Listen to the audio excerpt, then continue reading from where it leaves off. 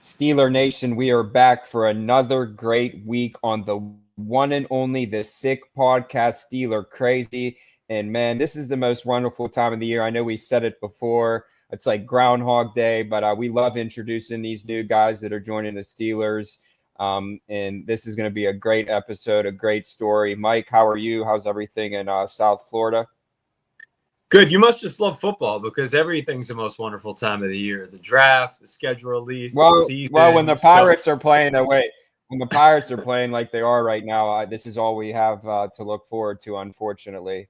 So we'll say it's the most wonderful really sports in general. So that's why we get to have fun with these because, yeah, I'm sick of turning on Pittsburgh Sports Talk Radio right now because it's a lot of baseball talk, and not that I don't love the Pirates, but obviously it's very morose, and it's just Penguins talk as well. But hey, man, it's time. Guys are reporting to OTAs and minicamp schedule drops in about a week here, which is always exciting. So we're just a few months out from kicking this thing off, and it's a good transition because we're kicking some footballs today with our guests, and we're excited to do just that. So guys, go ahead and run it. Turn up your volume. Because you're about to listen to The Sick Podcast. Steelers Crazy. Harris Smith shields. Flacco. Polamalu takes it home. Super Bowl 43. Pittsburgh might be bound for that thanks to number 43. The sickest Pittsburgh Steelers podcast. Sports entertainment like no other. It's gonna be sick. All right, from down under to hotty toddy, this man has had an incredible journey, and we're excited to introduce him to Steeler Nation.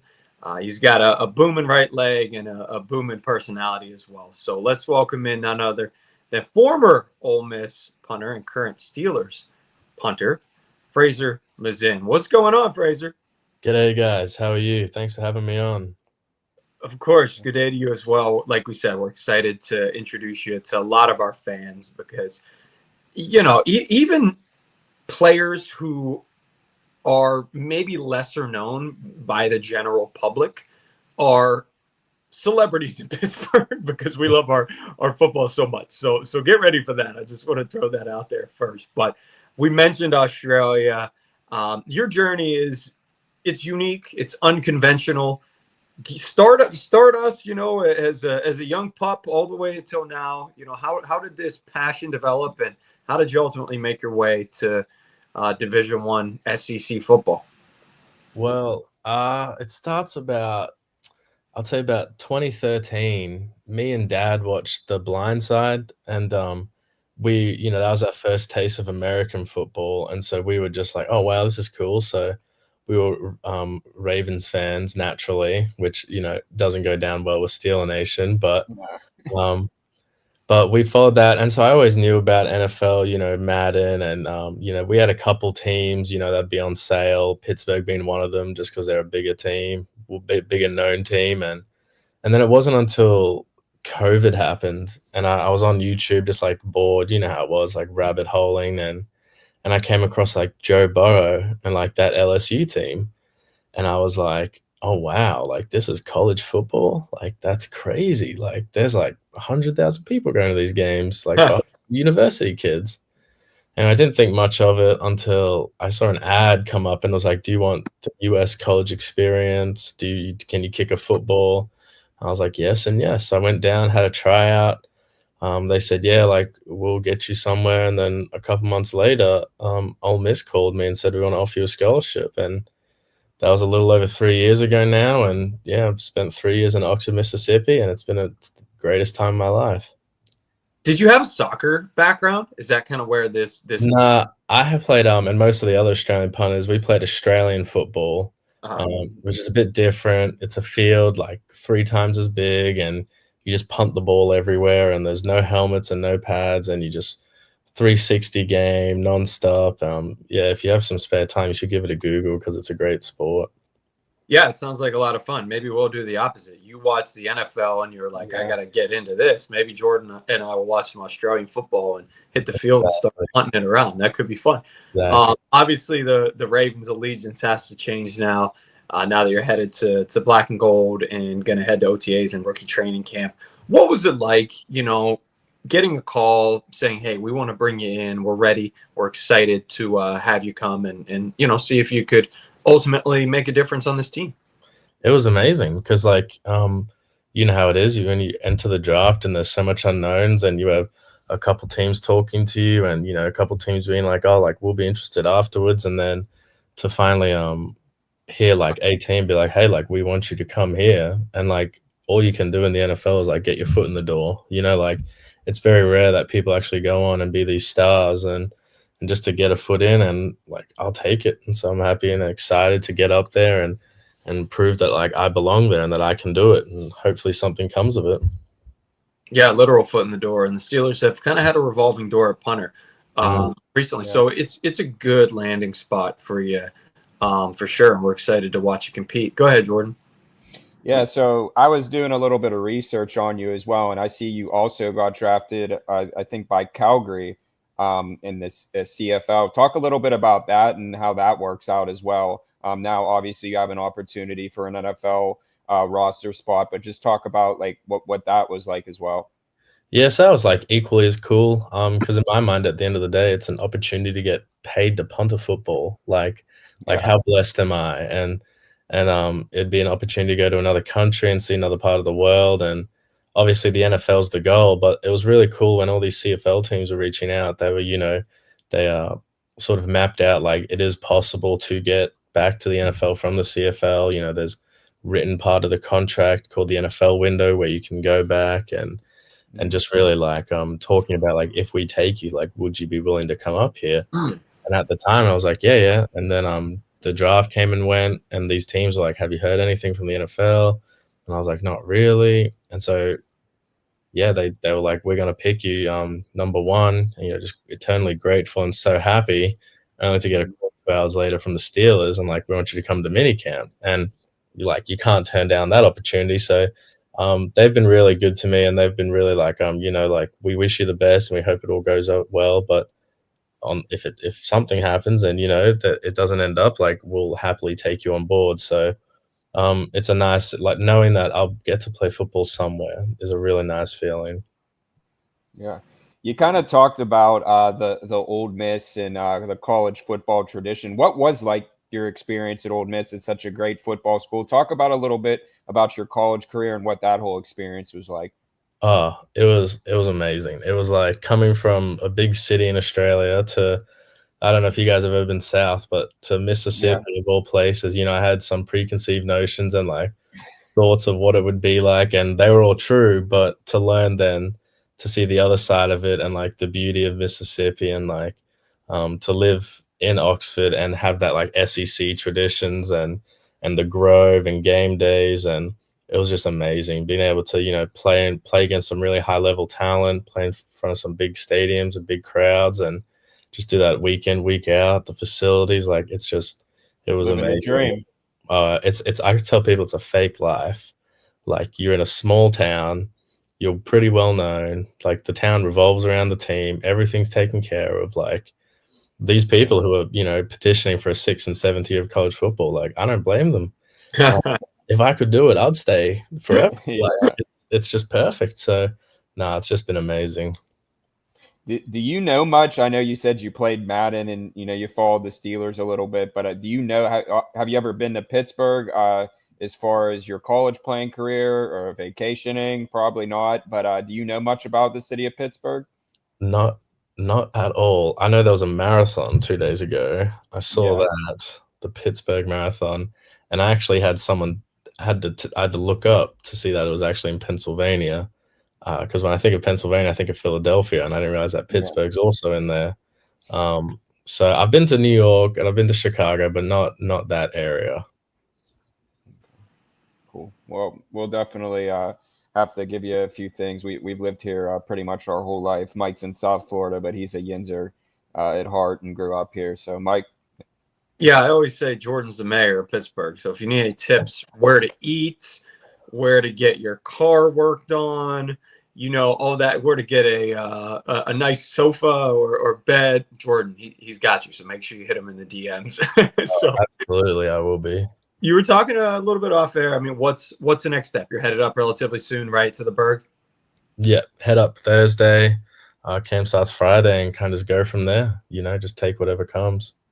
Yeah, for sure. Is there any punter in the NFL or kicker that you have watched that you're like, man, I want to be like this guy? Is there somebody that, you looked up to at all? Oh, there's a bunch. Yeah.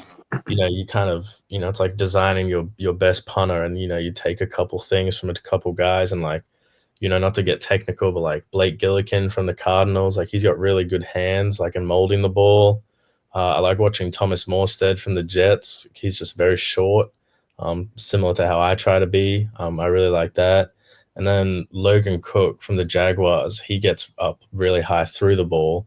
And that's so I like to take those three from those three guys, but also Steelers own Cam Johnson. Like he's been an Australian.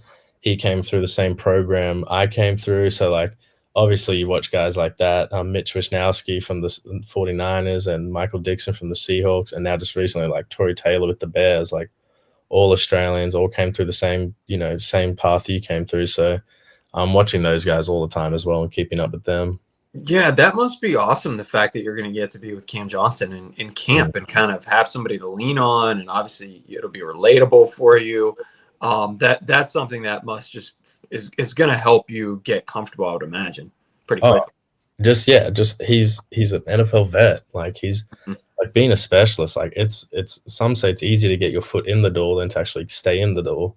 And for someone to stick around and part out the career he's had, like it's incredible. So yeah, I'd love to meet him and obviously drill his brain with all the questions. Yeah, no question about it. I don't want to take the attention away from you, but I am curious. A lot of Steelers fans were hoping for Jackson Dart. What was it like playing with him and being on his team?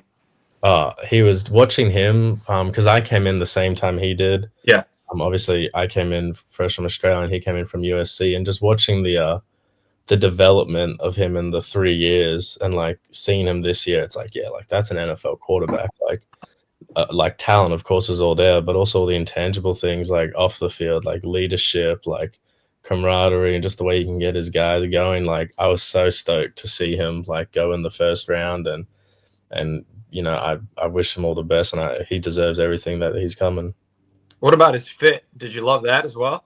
Oh, he's always got it on, even around the facility. Like, it's just like, dude, it's like 6 a.m. on a Tuesday. Like, why are you wearing Balenciaga pants? Like, but he makes it work, and yeah, he has a style. That's hilarious. So, you said you're flying into Pittsburgh Thursday. Has any of the players reached out to you? Who was, Mike asked you when you got the call, who was it specifically that called you? Was it just someone from the organization? Have you talked to any of the coaches, special team coaches, anything like that? No, just the scouting director and speaking like the athletic trainer and stuff like that. But I'm sure once I get there, I'll meet more people. Yeah. I mean, like I said, it's been a revolving door with punter. Obviously, Cam got injured last year, so that was kind of like not the best news to start the season. But we're really going to be rooting for you, man, and I hope you get to Pittsburgh safe. And like Mike said, if you need anything as far as mattress, car service, whatever it may be, just hit me in the DMs. But yeah, I always like to leave, when we have these new guys on here. If you could just say one thing that you're going to bring to the Pittsburgh Steelers organization, what would that be? I think just like a different outlook on life, like people, not that there's anything wrong with it, but, I definitely come from a different walk of life and I have a different way of looking at things. And I like to believe that that's reflected in my work. So I'm excited to come there and hopefully make an impact on people in the building and hopefully in the community as well. Are you in Australia now? Are you in Oxford? No, I'm in good old Oxford, Mississippi. Okay. I was just curious if you went back in kind of the off season. Yeah. Nice, dude. Well, thank you so much for joining us and spending some time today. Hopefully we can have you back at some point, and we'll definitely be keeping an eye on you. We're excited for your journey. No, yes, sir. Thank you guys for having me. Thank you. You got it. Best of luck, man. Best of luck. Thanks. Hey, you talked about it, right? The revolving door at punter, and this guy's this guy's got a seriously booming leg. Like Ray Guy Award finalist. Obviously, you don't get a call to head to the NFL if you're a slouch.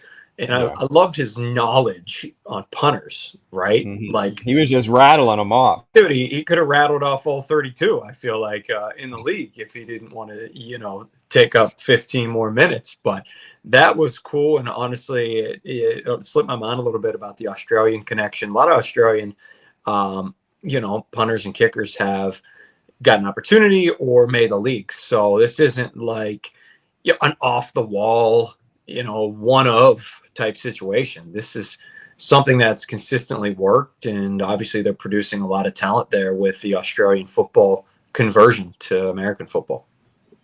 Yeah, I think it's great at the end of the day, no matter where, he goes, these guys go. It's high character people. Like I said, I think that's awesome. When I was doing my research about him getting drafted to the CFL, another great football league, like I said, to be able to get paid to do what you love.